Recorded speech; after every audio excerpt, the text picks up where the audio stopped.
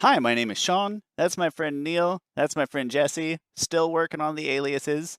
I suppose Jesse is Jesse and Neil is Brock and I'm stupid. And we are back with PokéMalarkey episode 3. Talking about episode 3 today. And if you're on Twitch, thanks for watching us back to back. And if you're anywhere else, just know that we're all wearing the exact same shirts. I'm drinking the exact same drink. And we definitely aren't recording these just back to back so that we don't have to do anything next weekend. Not at all. But thanks for joining us. Very interesting episode today. Neil, Jesse, how you guys doing? Doing all right? Doing swell, just buzzed enough to enjoy everything that's happening in my life right now. I'm Stellar. doing all right. Yeah. Neil is. Sorry, this is a bad joke. Poor taste, poor taste. Neil, your beers look excellent there, though. I don't know why you have two of them that seem to be of different shades and types. Well, I mean, one was a wine, so that's probably why. Are you drinking both at the same time? Do you have a sorbet, a palate cleanser somewhere? God. No, I'm going to finish the IPA and then I'm going to move on to the red wine. Oh, we don't allow IPAs on this show. Strike 2 for Neil. I can Wow. sense Also, another mute coming on. How dare you mix beer and wine? How dare you willingly pay money for an IPA? So to kick off this week's episode, we thought we would do real quick, just to have anything before we get to the content of the episode, like a nice, memorable moment with Pokemon. I don't know if anybody, Neil, would you care to go first? You kind of had an idea, if you don't mind me throwing you under the bus. No. I love seeing Neil being thrown under a bus. And I love buses, so sure. It works for everyone.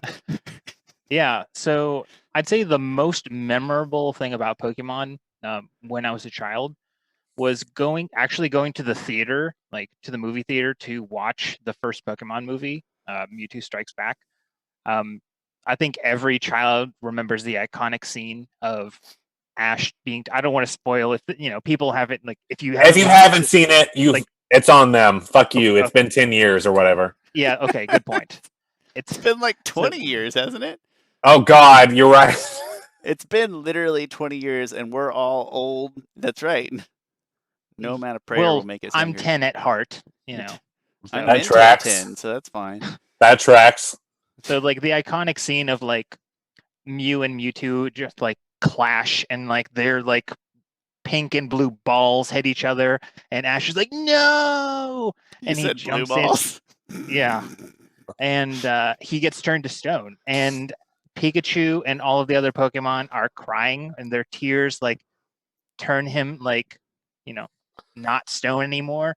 And I remember, like, just bawling my eyes out as, like, this 10-year-old child or whatever watching that, and I'm like, oh my God. So if I can follow that up, because it does follow it up well, my Pokemon moment, I guess, recently, because I've been playing it relatively recently, Let's Go and then Sword and Shield, but Netflix and Pokemon had released the updated Mewtwo Strikes Back. It's different animation. It's if you don't know about it, there's a new version of it. It's just all computer animated instead of sketched out classically. Live action? No, not live action. No, not live action. However, it still affected me the exact same way and kind of blew me away, because I thought, Jesse, you're older now. You're more mature. You should be able to handle this. I could not. It's really hard for me to watch. No. It was so painful. The only children that can sit through that movie and not cry are sociopaths. Yeah, you'd have to be. You'd have to be. So that was my Pokemon moment. Sean, what about you? I'm going to go more recent and less dramatic. First of all, I wish I was tipsier, because I think this would be funnier if I'd had more to drink, but I actually have to go somewhere, so I have to save a little bit. But that's okay, I'll share anyway. The recent Detective Pikachu movie. So overall, I would say it's not a great movie. It's fine. It's not a great movie. But somebody gave me the digital code because I like Pokemon. And low-key, I don't know if you guys know this, I love Ryan Reynolds. He's probably my favorite actor. I love Ryan Reynolds. And his performance as Pikachu is is phenomenal. So even if the whole movie and you don't laugh at it or enjoy it at all, because it's got plenty of issues, but just listening to Ryan Reynolds, my man crush actor play Pikachu, is astounding. But so I saw that at home. Like I said, somebody gave me a free code, and I was like, this isn't going to be good, and I was half right. Ryan Reynolds is great. So yeah, if you haven't watched Detective Pikachu while we're on a movie trip, go do The that. Mr. Mime scene. The Mr. Mime scene's pretty stellar. The underground What a fighting creep. cage ring thing is pretty wild with Charizard getting all jacked up on roids or whatever those are. It's kind of wild ride. That's my memory. Without much further ado, because we learned a valuable lesson last time about Zoom's hard 40-minute limit. Yeah, that one. Turns out you can't just like refresh it and keep it going mid-meeting. So we're gonna roll right into the episode. And Jesse, if you would be so kind, can we ask you to give us like the quick synopsis again? Absolutely. A real quick synopsis of Pokemon Episode 3. Ash catches a Pokemon. So at the end of Episode 2, Misty, Ash, and Pikachu have wandered into deep, dark Viridian Forest, which is filled with bugs. It's mostly an insect Pokemon paradise, and that's where the majority of the bug catchers hang out in the games, because that's where all the bugs are. So Ash and Misty are there, and at the very end of episode 2, we have the marvelous cliffhanger where Ash has, flipped the hat back, thrown the Pokeball at a Caterpie, and we're just waiting. Episode 3 begins with that Pokeball in midair, hits Caterpie. Lo and behold, Ash catches his first Pokemon on his own merits. He still did not fight it to weaken it. He's still throwing Pokeballs willy-nilly, but he caught it, and that's all that matters. He just threw a softball-sized object at a bug, but it didn't squash it. It lived long enough to... It lived long enough to go into that Pokeball. All we need to know. So Misty apparently is terrified. We learned in this episode that Misty is absolutely petrified of bugs. The Caterpie, as soon as And Ash peppers. catches... Also peppers. Oh, that's right. Oh, boy. And oh, Sean, I have something to indict you with later about that. But let's do this. Misty's so terrified, and Ash, as soon as he catches the Pokemon, he lets it back out. I guess Pikachu's worn off on him. He thinks his Pokemon might want to be out of the Pokeball a lot. So Caterpie comes out, and immediately his affection is not toward Ash, it's toward Misty. He squirms up over to Misty and rubs against her leg. If it was real life, I guess you would think that Caterpie was humping Misty's pretty leg. Uncomfortable, yeah. It's pretty uncomfortable for everyone, but more so for Misty, who yells about this terrible, disgusting bug and hurts Caterpie's feelings. It's very sad. And then Misty reveals her 3 most disgusting things, as we've mentioned: carrots, peppers, and bugs. Bugs are the big deal breaker for Misty. One of those things does not belong there. One of those things is different 2 than of the other those 2. things don't belong there. So Well, Ash I and hate Misty... too, but fine. No, Sean. Ash and Misty argue a lot in this episode. Sweet Caterpie is so sensitive and cries about everything. He really takes it personally that Misty does not like him. But then we have this very sweet moment where Caterpie and Pikachu, while Misty and Ash are asleep, they look at the moon, they talk in Pokemon language, so a lot of Caterpie sounds, a lot of Pika Pika sounds, and it seems like poor Caterpie, he thinks that if he could become a Butterfree, he would be beautiful enough for Misty to love him. And it's very sad, and also, fuck you, Misty, because that's heartbreaking. So they spend some time looking at the moon and the stars, because who knew Pokemon body image was a severe issue in Kanto, but apparently it is. Poor Caterpie's feelings are hurt. Misty and Ash get so mad at each other that Misty pretends like she's not going to follow with them anymore, but of course she is, and the reason is, my bike, Ash. I just want my bike. But of course, it seems like Misty's a little more invested at this point. Ash says, if I'm so dumb, then why are you still following me? As if that's sound logic somehow. I don't. It is Ash. It is. It truly is. And then we get Pidgeotto. We see Pidgeotto eating a worm, which also in this episode, I would like to discuss the amount of animals versus Pokemon in this, because it's just an actual worm that we see Pidgeotto eating. Ash, in dumb mistake number 1, tries to catch it without battling, loser. And dumb mistake number 2, tries to send an insect to fight a bird, as we just witnessed in the very first moment we saw Pidgeotto. Pidgeotto ate a worm, and I don't know if I need to tell you this, but Caterpie is kind of a worm. And finally, Ash manages with Pikachu to catch his second Pokemon. So not only does Ash catch one Pokemon this episode, he catches 2 Pokemon, which is a hell of a lot better than he's done since his, setting out from Pallet Town. So good on Ash. And Ash catches the Pidgeotto, and lo and behold, Team Rocket's back. They are now convinced that Pikachu is rare, special. They're going to catch it. They attempt it, and Pidgeotto fails, Pikachu fails, and Caterpie saves the day with String Shot, a move that all of us know to be relatively terrible and inferior and not helpful at all. Worthless. Literally worthless if you're playing the game. But in this region, String Shot not only ties up Coughing, ties up Ekans, and it ties up Meowth, which allows them to win, because Team Rocket just runs off. And Ash's also first real Pokemon battle. So a lot of firsts in episode 3. And because of the experience, no wonder that Caterpie gains from fighting an Ekans and a Coughing, evolves in the Metapod.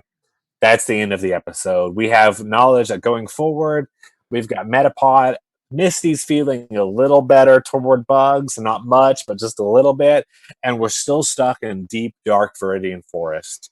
So that's Ash catches a Pokemon. And also, if you think about it, Ash catches a Caterpie.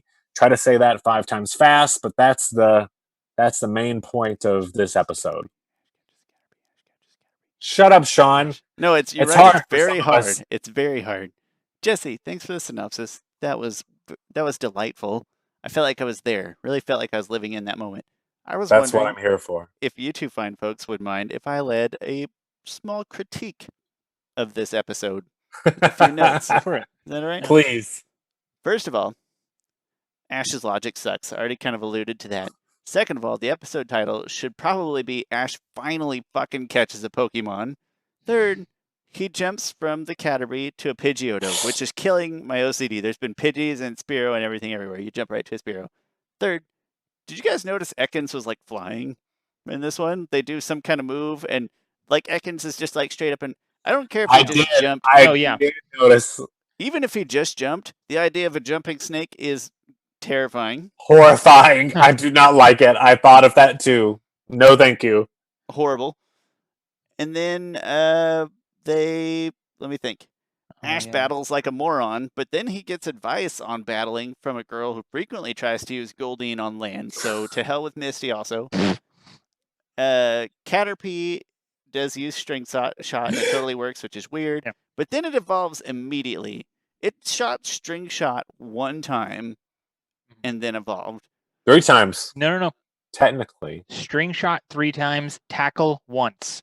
Oh, that's right. That tackle was a pretty good tackle. The other 2, am I just totally...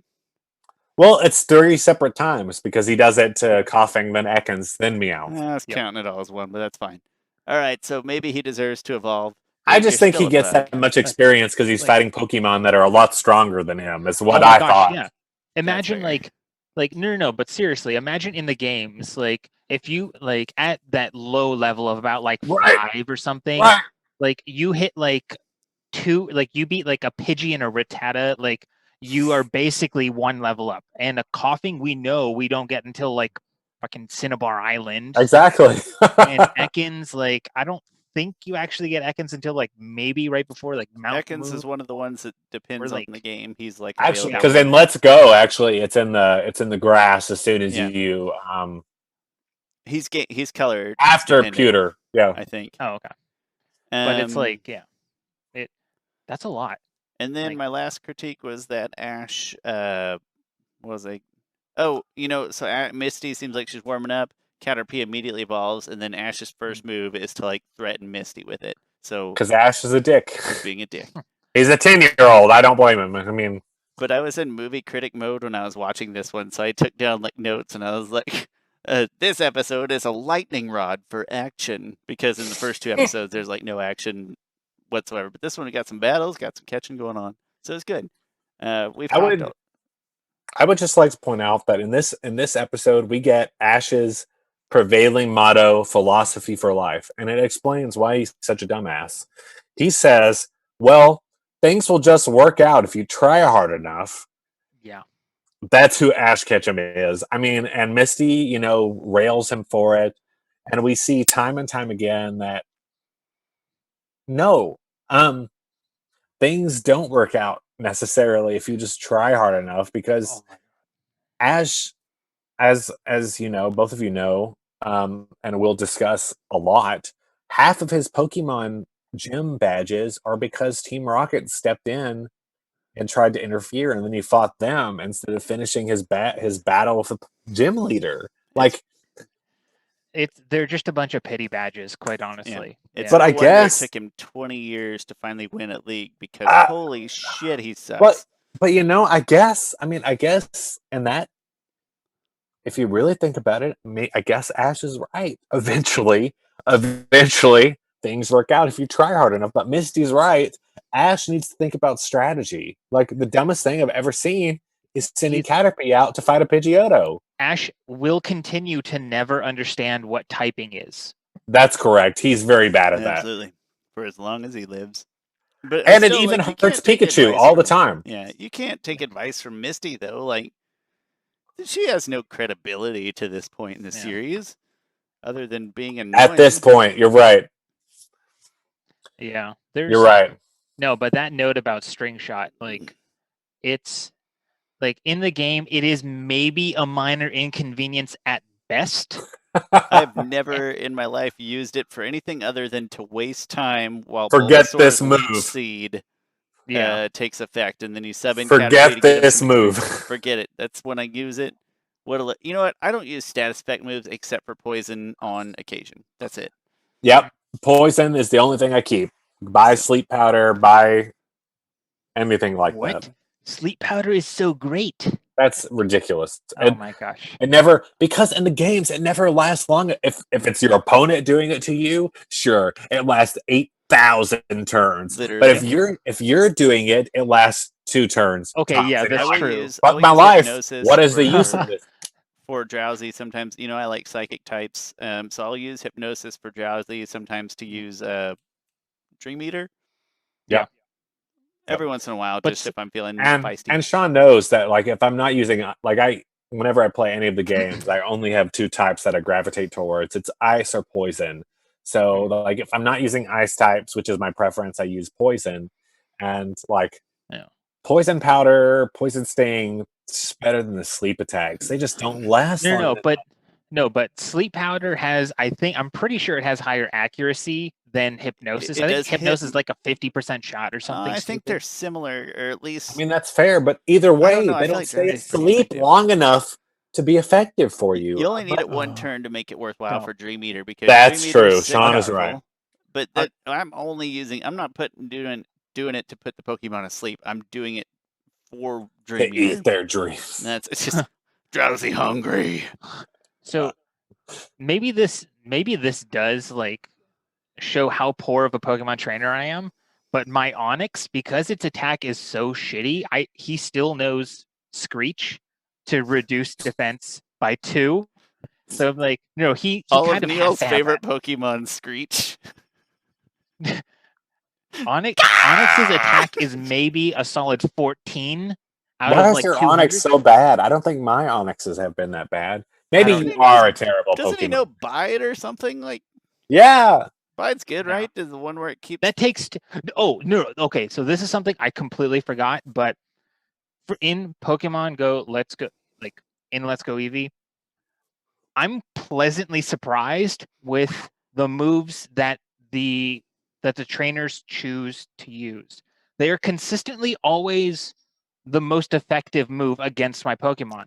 And I did not expect that, because in the old games they would just use a random fucking move, and it's like, oh, they use tackle on my Onyx. Cool. Yeah, you're right. Until you get to the Elite Four, it feels like every trainer you fight is just like a dumbass, and you're like, oh good. Yeah, exactly. Oh, AI good. has And then come you a get to long the ways. Elite Four, and you're like, fuck. Yeah, Everyone's terrible.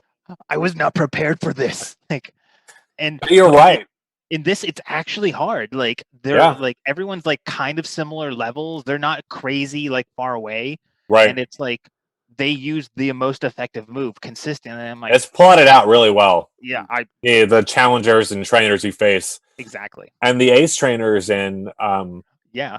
Let's Go are fucking tough. They are tough. I waste an inordinate amount of time grinding just because that's how I like to pass time in the car and doing a little bit before bed or whatever. So I usually don't run into that, but it's just because I'm very lame with how I enjoy JRPGs.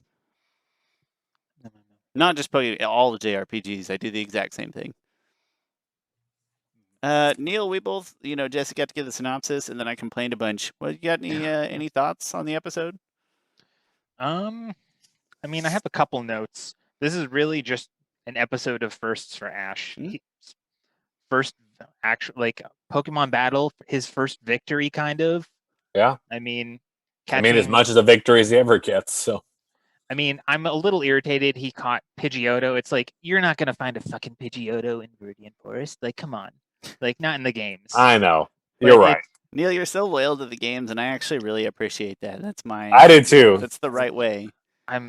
I don't know. No, it's the games came first, and they are the best part of the franchise, and that's the right thing to do. Stay loyal to the games. There's a period in high school and college where I became like really fucking bored, and I would just start doing run-throughs of the old games on my emulator, and I would just like do typing stuff, or I'd like do a random number generator to like, okay, like these are the random 6 Pokemon you can catch and play with, and I'd always get like fucking stupid ones, or I'd be like, you have to play as like a certain type. So like I loved the rock Pokemon, so I'd be like, oh great, I'm gonna play as like Brock. So I only catch like rock Pokemon to make it difficult. I tell you what, like those are challenges. The first thing I did when I played this game on an emulator was use the code that let me like turned all Pokemon into Alakazam, so I could catch that for my first Pokemon. So then he's level 1 and he doesn't know anything until he gets to like level, God, I don't even know. So then I had to cheat again and give like an EXP boost so that he could actually learn something. And then I turned the cheat off when I had like a level 15 Alakazam and one other Pokemon, whatever starter I picked. And that's the first way I used the emulator. As a fucking kid who was playing and did not have a lot of friends who I could trade with, I hated the Pokemon that you had to trade for. Like, Amen. I have to give you Pokemon to like. We're not like city kids. We didn't have those people nearby us with the other. I know. What a crime. It sucked. But I think I wanted a Golem and a Pidgeot and an Alakazam so badly as a child, and I couldn't have any of them. I think Jesse and I can technically trade in the ROMs that we're using because we're using the same emulator. So I think we can actually trade. I hope so. Even all you'll do is send me the ROM, and then I'll send you mine, and we'll figure it out that way. But we will have our Alakazams, damn it, and our Gengars, and those are the two that I care about. I will confess, I'm not playing the one I should be playing enough. I've been playing Heart Gold quite a bit.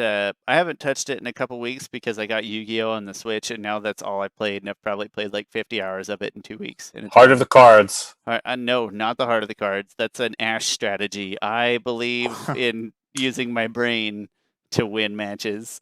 That is an Ash strategy. You're right. Ash except and Yugi. At least Yugi has a Pharaoh from ancient times who could come into his body and help him. No. But that's cheating. He has like it's supposed to be a one-on-one thing. Like if Maximilian Pegasus can use his eye to look at your cards, then I can become an ancient Egyptian pharaoh to beat. That's right, Neil. For your integrity, I'm gonna throw this koozie at your camera in your face.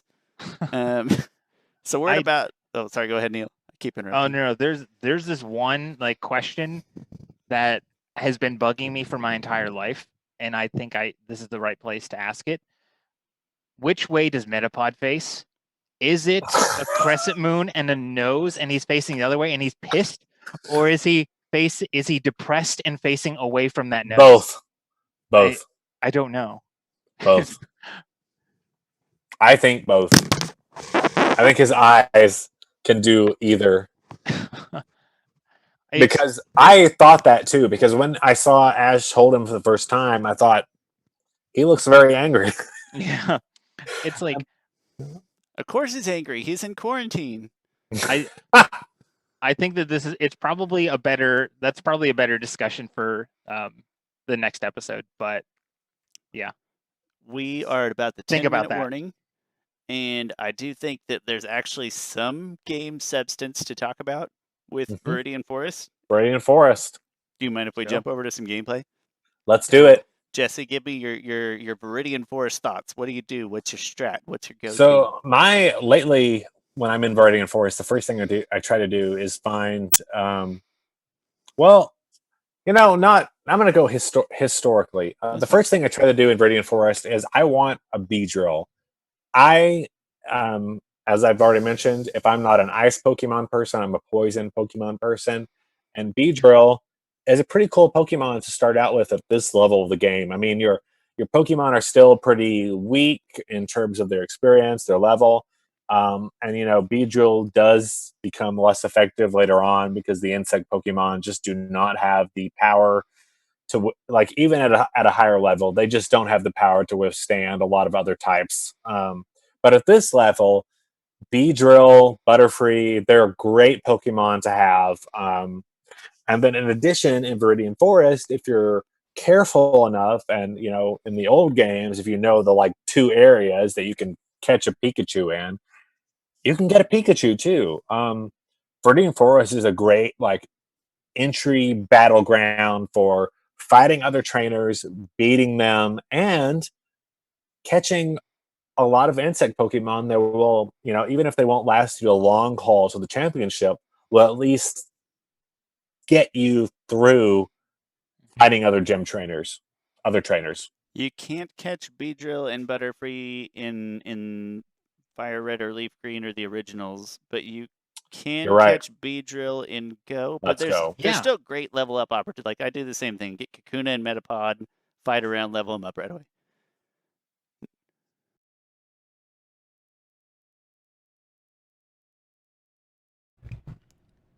So it is at this time that I have to apologize, because a key that I hit, I think, a hotkey of some sort, made Jesse and Neil's audio recording stop coming through OBS to Twitch, which is the only place I recorded the video because I'm an idiot. So while I could hear them and we were conversing just fine, so I didn't know anything was wrong, it wasn't being recorded anywhere. And I am very sorry. This is a learning experience, and I frequently mess things up like this, but I promise to get better. You didn't miss much. We were just talking about characters in the game, the differences between Pokemon Go, Let's Go Eevee, and Fire Red and Leaf Green that Jesse and I are playing, and really not a whole lot else. So we decided it was far enough that we didn't want to re-record anything, but we still wanted to post the episode with this apology. I'm very sorry, but thank you for listening, and thank you for your patience. I'm sure I'll learn something and it won't happen again. Have a great day.